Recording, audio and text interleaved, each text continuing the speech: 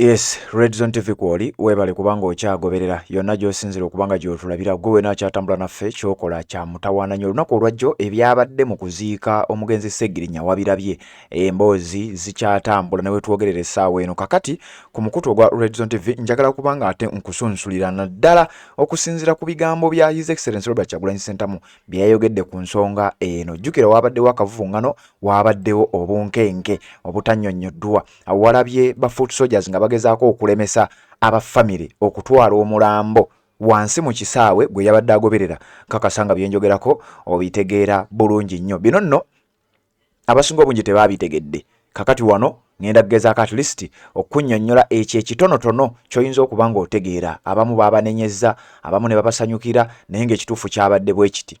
Olunaku olwajjo Mathias Mpuuga ng'ayambibwako gavumenti baabadde bategese omukolo ogwokubiri okubeera nga baziika nga bateeka Sseggirinya mu kisaawe gye baba basabira. Ekisooka nga famire yasoose naye banga etambudde n'ekibiina ekya NUP kubanga kyekibiina Sseggirinya Muhammad mwabadde agwa, nga kino kyeraga lwatu nti mu buli ngeri yonna ekibiina kye kyabadde kirina okuziika omuntu waakyo. Kakati oluvannyuma lw'okuba nti gavumenti yayagadde okukozesa chance eno n'okukozesa amaanyi ge bayina babeere nga basindika Mathias Mpuuga abeere ng'ategeka okuziika okulala ng'ekigendererwa kyakujja mayiti ku ttiimu y'ekibiina kyabadde alimu Sseggirinya Muhammad. N'ebimu ku biraamo bye yakola mu butambi bwa Zenga akola bwe yavaayo n'ategeeza nti His Excellency Robert Kyagulanyi Ssentamu mumulekanga n'ayogera.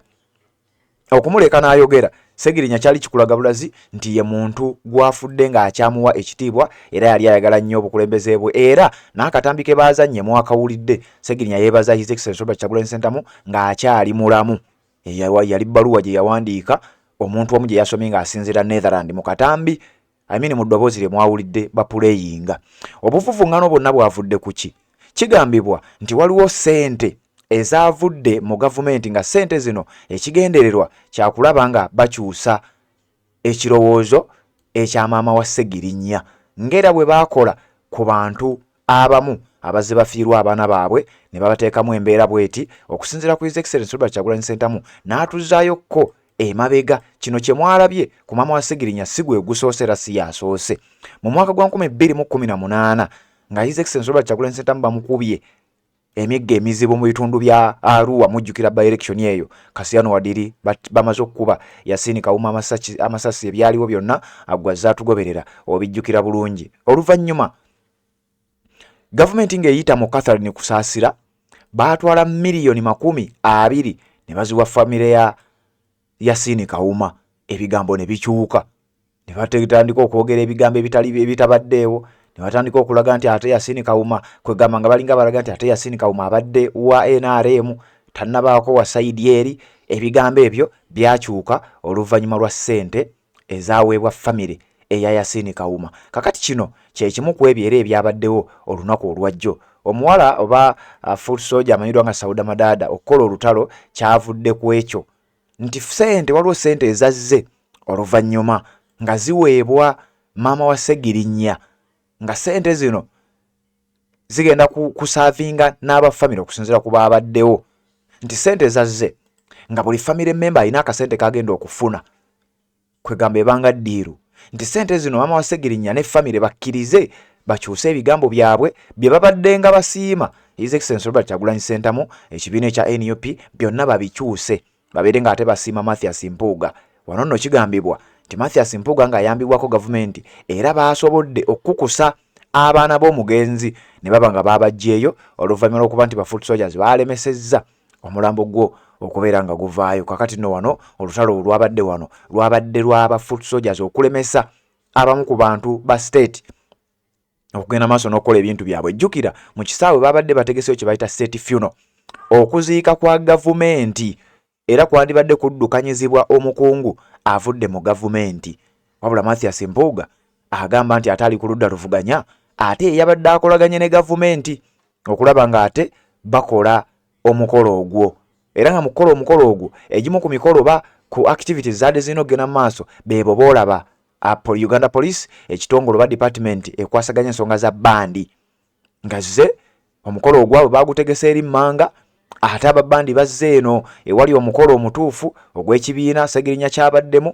Wano nno we waavudde olutalo olwasoose. Kakati luno olutalo olwawedde wazzeewo olutalo olulala nga bwe ngenda okulaga mu katambi, ng'omu ku baffamire oba abamu ku baffamire nga bayingidde munda bali mu kukukuta oluvannyuma lw'okufuna essimu okuva ewa Anita Amongo nga baagala babeere ng'omulambo bagujjayo, oluvannyuma lw'okugujjayo bagutwale babeere nga baguteeka mu kisaawe. Olwo nno ensonga ya Mathias Mpuuga ebeere ng'egenda mu maaso. Ku mawulire ge twafunye mu kadde ako twabadde tumaze okitegeera nti Mathias Mpuuga yabadde amaze okutegeka bino Sseggirinya bye yagamba nti Kyagulanyi ayogerere essaawa 5 babadde bategese nga Kyagulanyi tagenda kwogera yadde eddakiika 5 era nga tagenda kuweebwa muzindaalo yadde omuntu wa NUP yenna.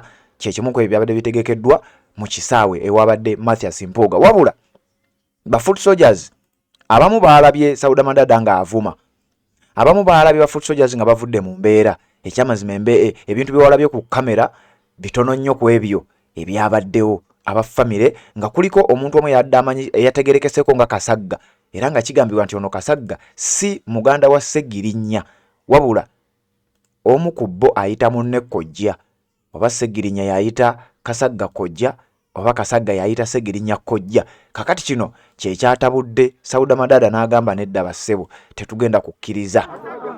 Nga bw'ogenda okulaba mu katambi nga bagala tetugenda kukkiriza essimu yavuze ng'eva wa Anita Amongo ng'essimu eyo egamba nti omulambo mugutwalewa, omulambo mugutwale mu kisaawe, twagala ffe gye tuba tutegekera. Naye nkugambye ebyabadde bipulaningiddwa mu kisaawe nga His Excellency Robert Kyagulanyi Ssentamu tagenda kwogera yadde eddakiika n'emu, era kyabadde kijja kuba kizibu nnyo okulabayo wa NUP n'omu ng'aweereddwa omuzindaalo. Kakati wano ne beebuuza Sseggirinya bye yalaama byo mu bivuddeko olwa ssente ezibaweereddwa. Ebigambo byabadde bingi nnyo, olutalo lwabadde lw'amaanyi newankubadde nga kano akatono ke walabyeko ke wabadde oteekeddwa okuba ng'olabako, wabula ebintu byabadde bingi nnyo mu background by'otasobodde kuba ng'olaba. Gwali ku mukutu ogwa Redison TV, njagala kukusaba atanaba kuba ng'osubscribe nga kikole, tugenda kuba nga ate tutambula ffenna nkyagenda maaso n'okuwa byonna ebyabaddeyo, wabula kansooke nkuwa akatambi kano then nzije tubeere nga tweyongerayo.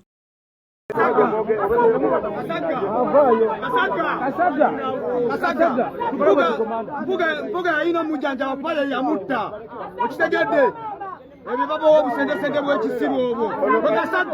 Kasagga oli muganda wange tutandika kuleeta bya kisiru wano awalya maama yattedde abaana otunda muganda wo Kasagga. Yes, ekyo kyolaba embeera eyo yolaba mu katambi, oyo omuvubuka gw'olaba gwe bayita Kasagga, oyo gwe bayita Kasagga nyamu kuddizaayo. Oyo gw'olaba oyo akutte essimu mu ngalo, era essimu eyo yennyini gy'akutte Anita Amongo kwe yabadde akuba. Ng'oyo omuvubuka akwata essimu n'agiwa maama wa Sseggirinya yogera n'Anita Amongo, akasente ne kajja mu bwangu obw'ekika ekya waggulu, wabula ng'ekyabadde ekigendererwa maama wa Sseggirinya n'abaffamire kulaba nga bakyusa statement. Wabula bino kigambibwa nti guno si gwe gusoose, bino ebikolwa bizze nga bibaawo naddala ku bantu abazze nga battibwa ab'enjawulo. Bw'oba ng'obadde ojjukira bulungi nnyo, waliwo wano His Excellency Robert Kyagulanyi Ssentamu agenzeeyo ku mukutu gwe n'abanga naye abiteekayo bulungi nnyo. Kakati njagala ate tuddeyoko emabega. Ekyo ekikolwa kyakolwa oluvannyuma lw'okutta Yasini Kawuma nga bwe nkugambye ne basindika $2 million, naye ate ekyo n'okuzika kwali kuwedde. Waliwo omuvubuka amanyiddwa nga Dani Kyeyune yattibwa, naye kigambibwa nti era gavumenti yajja neeyingira mu nsonga ezo mangu, era simanyi oba ekifaananyi ekyo oyinza okijjukira kye ngenda okkuta. Era wano gavumenti yakozesa obwangu obw'ekika ekya waggulu ne keesi ya Dani Kyeyune ne bagiteekako ne bagiteeka mu kkala eza NRM. Kati nno wano message eno eba egenda eri gwagamba nti omukolo baagufudde politiko.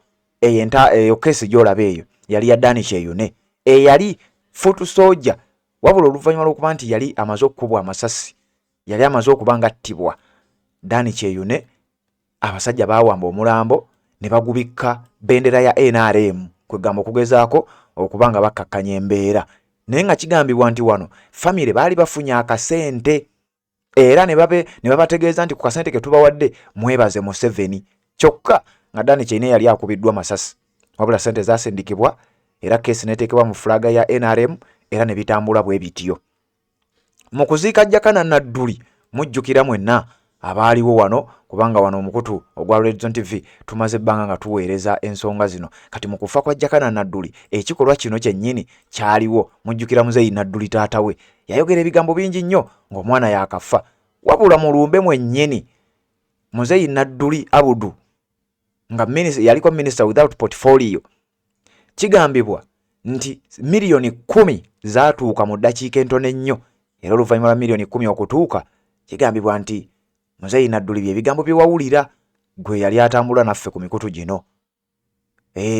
Ebigambo byajja ogenda okulwa Muzeeyi Nadduli ng'ebigambo bikyuse, bye yali ng'ayogera ng'ebigambo byakyuse dda, nga takyali oli, takyayogera bye tubadde tuwulira oba bye tubadde tusuubira. Jjukira ensi yonna yali erina ebibuuzo ku kufa kwa Jakana Nadduli, kyokka kitaawe mu kuziika ne yeewuunyisa ensi n'ayogera ebigambo ate nga yeebaza Museveni, kyokka nga Nadduli ono akyali mulwadde, mutabani we Jakana Nadduli ng'akyali mulwadde. Taata we ebigambo byayogera byali nga birala era byayawukana nnyo n'ebyo bye yayogera nga mu kuziika mutabani we amanyiddwa nga Jakana Nadduli. Kaakati n'ebyo tebyakoma eyo, oyo politics teyakoma eyo. Kigambibwa nonno ndi ku statement ya His Excellency Robert Kyagulanyi Ssentamu, kigambibwa nti ne mu kufa kwa Serena Nibanda era nga naye enfaaye yaliko ebibuuzo bingi, ekikolwa kye kimu kyakolebwa.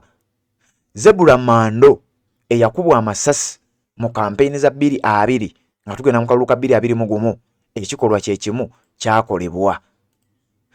Mu kufa Muhammad Kirumira Mwoyo gwa ggwanga yakubwa amasasi ng'ensi yonna eraba, ekikolwa kye kimu kyakolebwa.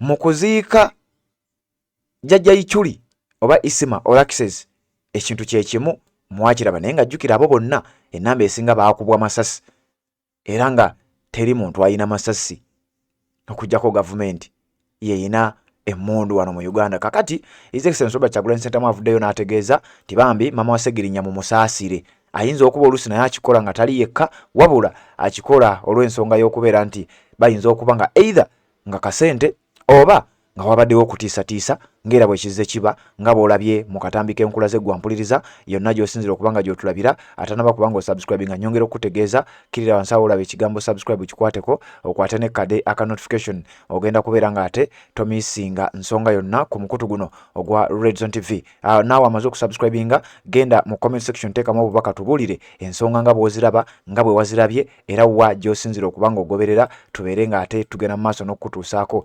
emboozi nga bw'eba etambudde. Kanzije tubeere nga tweyongerayo ne updates endala.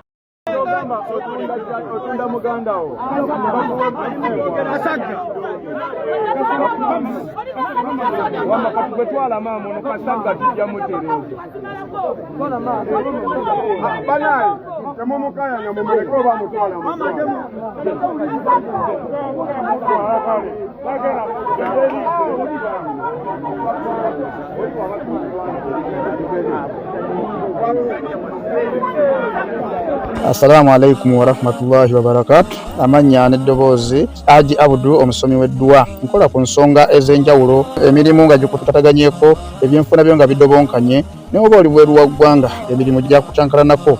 Jangu kusomere ku ddua. Okubeda nedda eddua zaabaawo, eddua zisomibwa, omuntu n'oterezebwa mu mbeera yonna ebadde ekusibyeko akanyaga. Nina ekyoto kye nsobola okukumira wadde oli bweru wa ggwanga nga toli kumpi wano n'ofuna omukisa ogwo nawe n'osomerwako ku ddua nga nkuteddeko n'akabaani.